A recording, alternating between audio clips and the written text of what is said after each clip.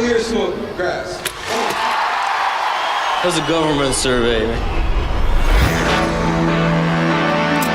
Their films have earned over $200 million. The first rock and roll comedians, no doubt about it. Cheech Chong. You sure we're going the right way? We're in the middle of fucking nowhere. No, we're southwest of fucking nowhere. We're not in the middle yet. So is this a documentary or a movie? I don't know, man. All we can do is be funny. Am I driving okay? Back in the day, comedians weren't respected. And we weren't afraid to get gross with them. Hey, this is what they really laugh at. Hi, I'm Chuck Braverman. This is another episode of Westdoc Online. We are the series that's all about documentary films and sometimes even more. Let's get right into it and introduce our producer, director of Cheech Chong's last movie, David Bushell. David, hi, how are you? Hi, Chuck. I'm well. How are you? I'm good, thanks. I always ask, where are you speaking from? I'm speaking from West Hollywood, Los Angeles, California. In an office? I mean, that sort of brick wall background. It's a live-work loft where we actually made a large portion of the movie, or edited a large portion of the movie. The movie, Cheech Chong's last movie, is really interesting and fascinating because I grew up in that area. I was a fan of Cheech and Chong. And I realized as I was watching the movie that I really didn't know that much about them. And you peeled took the drape off. What's the expression? You showed us who they are, and they're quite talented and quite funny and quite revealing. And how did this film come about? The ambition was to kind of lift the veil on who we think they are and who they really are. The film came about because I was called to produce a reunion movie many years ago, and that movie ended up not happening, but I met my producing partner, Robbie Chong, and we worked diligently to get this reunion picture that everybody was waiting for, and when that didn't happen, we decided to make a documentary. I see here in your credits you have some amazing credits where you were the producer of Sling Blade, an executive producer on Eternal Sunshine of the Spotless Mind and Dallas Buyers Club. What is your background? How did you get involved in those terrific movies? Yeah, this company, the Shooting Gallery, I guess the most notable film that I did over there was a movie called Sling Blade when I was 25 years old, which is coming up on its 30th anniversary, although I shouldn't date myself. And, you know, it was just a bunch of wild Indians or wild kids running around the rooftops of Brooklyn, Queens, and the Bronx with not a lot of money. But we had freedom and we were learning. So it was a really exciting time. And after that kind of ran its course, post Sling Blade, I started out in Los Angeles pushing a mail cart at ICM and working on commercials as a PA with arrogant 50-year-old directors shooting, tabletop hamburger commercials thinking they were making art. And I saw these guys right after a movie called Laws of Gravity in New York doing it. So I moved back on a whim. Everybody thought I was crazy, working for free. And a few years later, I produced Sling Blade.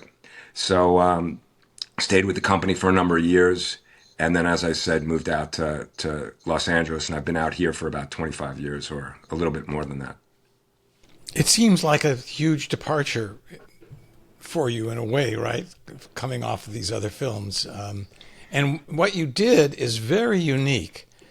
Putting them in the car, driving across the desert for the sort of anchor to the film, and then cutting away to the archival footage and them through their conversations talking about what was going on in the past and so on and so forth. I mean, and I'm curious, I've got to ask you about the footage in the car, because at one point you pull back and you see the car being towed, but I was curious, was any of that blue screen, or was it all in a car being towed? It was all practical out in the desert. Sorry. It looked was all wonderful. It looked practical. great. Thanks. You know, I wanted to kind of press on the genre a little bit, and being a guy that came up making theatrical motion pictures and watching a bunch of nonfiction and loving documentaries, I just felt like, you know, the genre was primed for a little bit of pushing. And everybody's been waiting for a Cheech and Chong movie and that classic two-shot of them in the car. So what if we could get the band back together and get the guys driving the desert road and almost feel like you get caught in a, 10-minute Cheech and Chong movie while getting a taste of their wildly empathetic and soulful story and meaningful story, you know? So you mentioned Robbie Chong before. That's his daughter. Is that Yes. right? And did you know her before you knew Cheech and Chong? Well, so that's Tommy's. Well, obviously it's Tommy's daughter. It's Robbie Chong. So we met on this other straight comedy that was supposed to happen.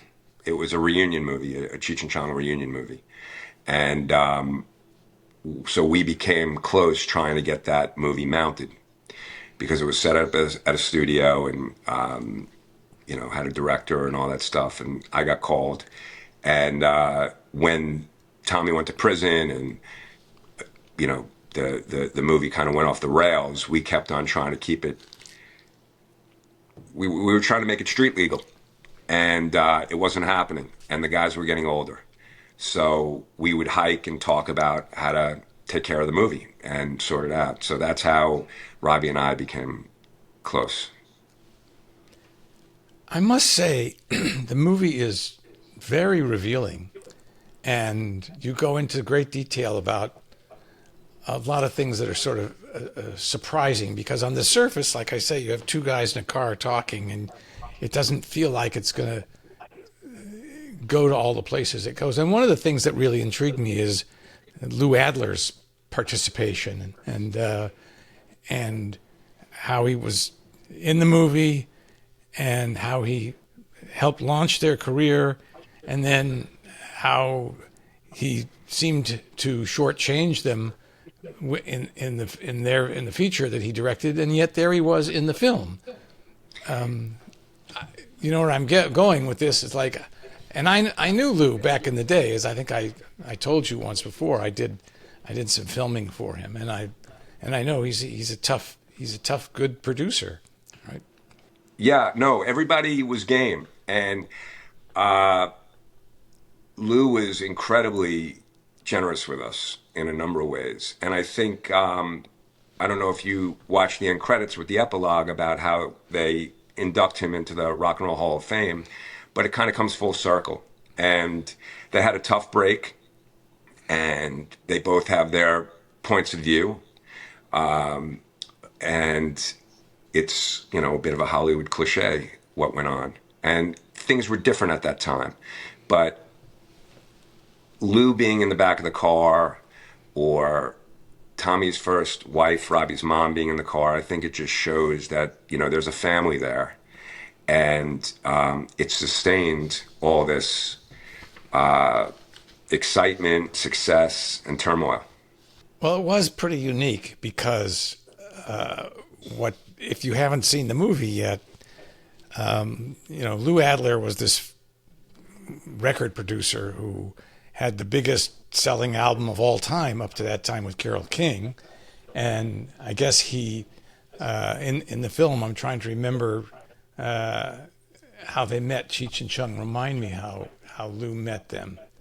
He saw him at the Troubadour. Oh, right. And signed them immediately. And then gave him a little tape recorder and said, record some stuff with a little cassette machine, right? And then they ended up in the studio and doing an album which became a huge success, which shocked everybody. Probably shocked Lou Adler more than anybody else. Well, no, Lou is not just a record producer. I mean, Lou is a legend in his own right. And he, not just, Sam Cooke, the Mamas and the Papas, Carole King, Cheech and Chong, Rocky Horror Picture Show. I mean, the guy is an amazing talent, producer, amongst other things. And he discovered Cheech Chong, and they went on a real ride together. The celebrity docs, you know, they get a bit of a bad rap because they're now being portrayed as, you know, mostly vanity pieces, which I'm sure there's some merit to that. But you know, you need willing participants, which everybody was, and I'm trying to get to the essence or the soul of what the story is. Kind of the ambition is to lift the veil on who we think they are, you know. And also, you know, it's a different time when these guys came up, and it's a lost time. So I'm not trying to go backwards, but at the same time, there was a lot of rich culture coming out of this country, and not that there isn't now, but it was a real special time, that late 60s through the 70s, early 80s, for, you know, film, music, literature, all that stuff, especially in Southern California. Already on the Billboard charts. The movie comes out, it's a giant hit, giant. It's not hard to see what drugs do to you, you know. Make you rich. Well, But money and success might spoil them. You still won't grow your mustache back. You drive me nuts! We're no longer partners. Nothing lasts forever, Tommy. Nothing lasts forever. I never met anybody quite like him. It's very painful sometimes. Because he's my best friend. It's yin and yang, Cheech and Chong. All that stuff that happened, why don't we just let it go? Come on, baby, I'll give you a ride. Let's go. Cheech and Chong. The old stone charmers. Look how far we've come. Where did the budget come from? And can you give me an idea of what the budget was? And you know, I guess rule number one, the producer comes out in me is like, you know, don't talk about the numbers, but it wasn't cheap. And we had, or we have, you know, a small handful of investors that would have been incredibly generous, patient, and just gracious throughout the process. But it's hard. You know, getting the money for the desert, people are like, what's the hardest part about making this movie? And finding the money for the desert was the hardest, because I, you know, started by acquiring the archival library, right? And running around like a truffle hunter, finding all this stuff, and with a lot of help from a lot of people. And then shot the portrait, what I call the white psych interviews of them individually, so that they can lay down their story. They'd both written a book, so that was good research for me. And then I always knew that I wanted to shoot the desert because I thought it made it a bit more expansive and dynamic than a conventional doc, and gave it scope and would make it theatrically worthy. And that was, people were like, well, why don't you just, you know, shoot them on couches and cut to Snoop Dogg or Adam Sandler talking about how great they are. And I was like, well, because there's an opportunity here to do something in the first person that plays differently. And so that was really, really challenging, getting the budget for the whole movie. I mean, I came up in independent film and then did some studio stuff, and then kind of have returned to the roots. But it feels a little bit like it's a dying breed. I mean, there'll always be independent movies that are made, but it just seems like it's harder than ever, not only to get them made, but to also find homes, especially in documentary. what was the process with them in the car in the desert? Did you have a bunch of questions that you were asking, or how much of it was improv from their point of view back? How many cameras did you have shooting? So we had 3 cameras on the process trailer. There was no script. I had my notes and what I wanted to do. And I kind of describe it as like lighting a pack of firecrackers and running. So I would, poke them with a fork. We had been through 30 hours of portrait interviews individually, but they had no idea where I was coming from. And they played. So, yeah, it's improv. And, what I have like such a deep respect for the craft of making documentary because it's so hard. In some ways, you're like, oh, well, 40 to 60% of your film is already shot in the archival, right? But it becomes this collage, and transitions are so important. So I just thought that the desert would be a great thread. I don't really like the word device, but I guess you can call it, to kind of bring us in and out. And everybody wants to see them together. They'd been broken up for a long time and got back when this other film didn't happen, and did a bunch of touring and whatnot. But everybody's really thirsting to see these Pedro and Man in the two-shot driving aimlessly anywhere. How long was that shoot in the desert? I think like the total for everything was about 10 days. Not including the we did about 6 days of the portrait interviews and about 10 days in the desert. 10 days towing the car with them filming inside the car. Yeah, including the ending and about that, and some second unit stuff. And what was the post production schedule? It's been an odyssey. It's I never thought it was going to take this long, but as I said, first we acquired the archival, and one of the things about documentary, unlike a straight narrative, is you can start. If you get a bag full of cash, you could start getting the archival stuff together, and so it was a bit piecemeal, which I was like frantic about, and people were like, oh, this is how it always happens. And I was like, well, you can't do that in a regular feature because you're starting pre-production and you have to go. But it's a more, you're starting the movie in post-production, pretty much, setting up your infrastructure and your archive, and then figuring out as you go what you need. So I always had the desert in my back pocket because I wanted to hopefully demonstrate that I can do more than just shoot people on couches or chairs, although that's got its own trickiness for sure. But and you were surrounded by two guys plus who had also directed themselves. Yeah. And others. So that must have been a little tricky.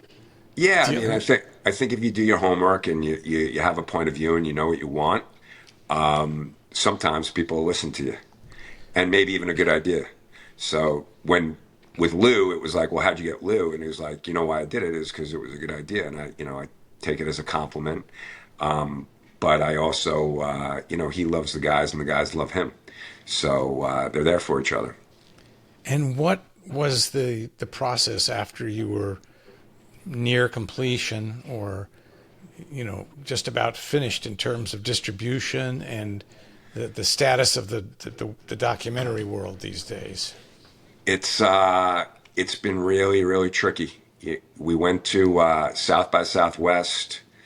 We got invited to a number of festivals. I just wanted to play a few festivals in hopes that when I was coming up, if you make a movie that Rolling Stone writes an article that's very, very positive and says, someone please pick up this movie, and you premiere it at South by to 1,200 people at the Paramount, you're walking away with a deal.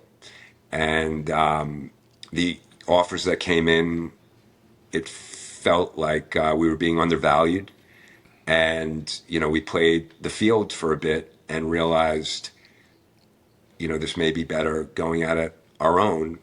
And I make movies, I don't release movies, but we ended up kind of doubling down and releasing the movie ourselves. And it's surprising and challenging because The movie has close to 90% on Rotten Tomatoes from critics and audience, and I feel like I'm out.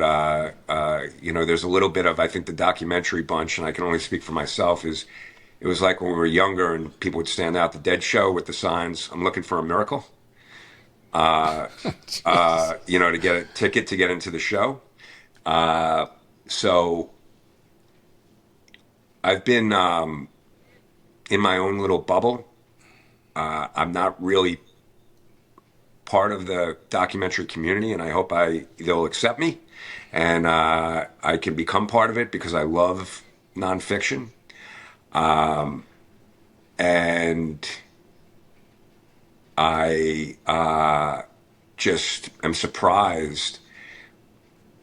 I don't know if it's, the pandemic, if it's the strikes, if it's the streamers. I find myself going to the movies less.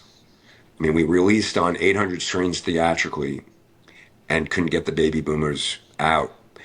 And our earned media was, we did a shit ton of press. And if you didn't, see it that weekend,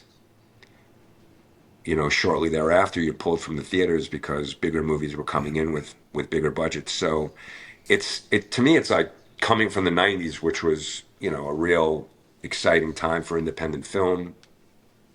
And I'm grateful that the corporations are helping keep the festivals alive and stuff, but it does seem like people aren't looking after the independent community, whether it's documentary or feature films, as well as they can. I hope I'm not coming off bitter.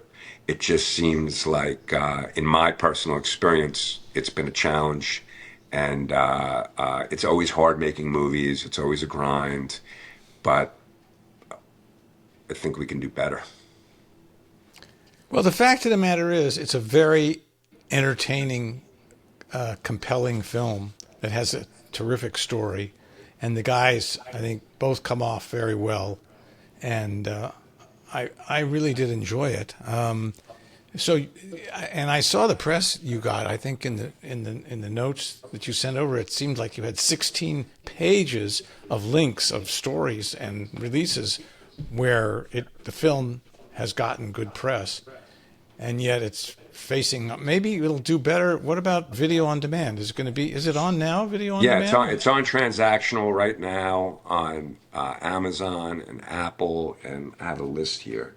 Yeah, it's on VOD. It's on Prime Video, Google Play, Fandango, Apple TV, YouTube, Microsoft, Xfinity, Verizon, Kaleidoscope.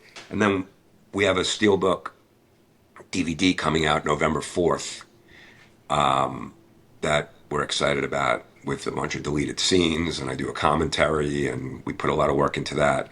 So we are treating it like a big movie, but we're having to do it ourselves. And that's been a real learning experience, so I'm grateful for that, because I got to see behind the curtain of exhibition and paid media, and I definitely went to a master class on all that stuff. And we've had some successes, and we've also learned some stuff the hard way. But ultimately, I'm surprised that we weren't, picked up in a traditional manner where we were just valued for what it is. We could have made a couple of deals, but we just chose to kind of keep carrying the torch, because I also made the movie for a theatrical audience and hoping that we can get people out. But theatrical docs are, they're having a tough time. Well, I mean, the studios, in a way, have only themselves to blame, because they've kind of trained us to wait for the movie to see it in a week on Netflix or Amazon, right? I mean, I make it a point of going to see certain movies in the theater for sure, because I want to support the movies. But sure, I know it's better to see them in the theater. Of course. But I know it's going to be available on my flat screen, 4K, whatever. And Transactional is kind of taking the hit now as well. because people are just expecting it to be on Netflix or Hulu or one of the other services, so they'll just wait for it. And I think they're down 30% or 40%. And of course, there's the exceptions of the big studio movies that play transactionally. But what I'm being told is that those numbers are tanking as well because of consumer habits. You know, they're like, well, I'll just wait, and I'm sure it's going to be on one of my subscriptions soon. So there's definitely cannibalization that's taken place, and I hope that we figure our way out. Where was the original Cheech and Chong movie? Where is it playing now? Is it on Netflix or Amazon or somewhere as a regular film? I'm just curious. Do you know? The original movie, meaning Up in Smoke, or Next Movie, or all their movies? Well, let's say most of their movies. Are they on Netflix? They circulate. You know, I mean, everybody's trading libraries, it seems. So their movies are spread out between Universal and Paramount, Sony, MGM has one. So you know, you can. I don't have it in my mind where it's playing, and it changes. I was just thinking it seemed like a natural if most of them were at one spot, but obviously they're not. It drives the catalog, so that was also surprising because it was, you know, a known brand, and there's a active audience. So we're doing it. We're learning, and we're making our way. And if the movie didn't turn out, then I'd probably wave the white flag. So we're just carrying forward, and excited by a lot of, and we're doing okay for sure. It's just how I came up. When you talk about a movie like Sling Blade, was, you know, the night before Cannes, you know, the movie sold for a big number, and it went all the way to the dance. So it used to be, you know, you make a really good movie and it finds its way. And of course, the budget was $1.5 million for that, right? Instead of you probably spent 10 times that on this. No, not 10 times, not 10 times, but more than $1.5 million, yeah. Which I get, you know, documentaries. I just was surprised because they were really having such a, and they still are. People love documentaries. It just seemed like somehow we got stuck in the mud a little bit, except if you're just going straight to a couple of the streamers. I can't tell you how many similar conversations I've had with producer directors of some very, very good documentaries. And the situation has changed in the last 2 years dramatically. And I can't put my finger on one particular thing. But I mean, I remember a conversation, and I've said this before, a producer said to me, well, we'll make it for, talking about a documentary, we'll make it for 2 and we'll sell it for 4. You know, meaning bada bing, bada boom. And that's just not happening. Nothing like that. Yeah.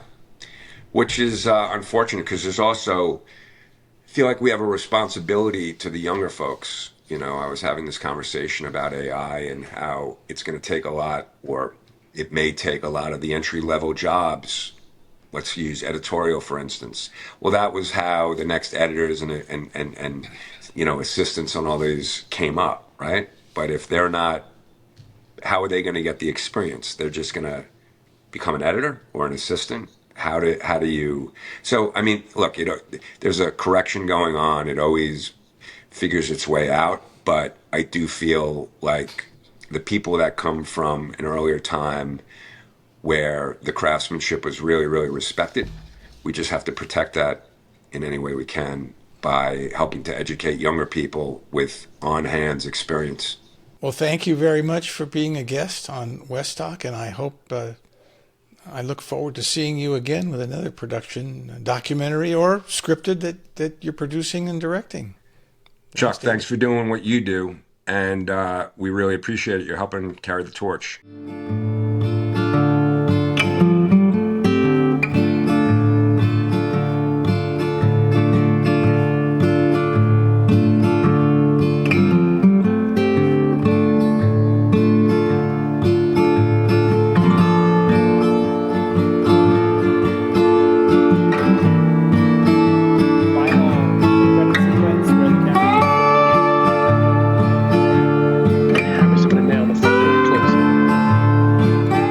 And now, ladies and gentlemen, our fearless producer, Hello. Robbie Chong. Hello, Chuck.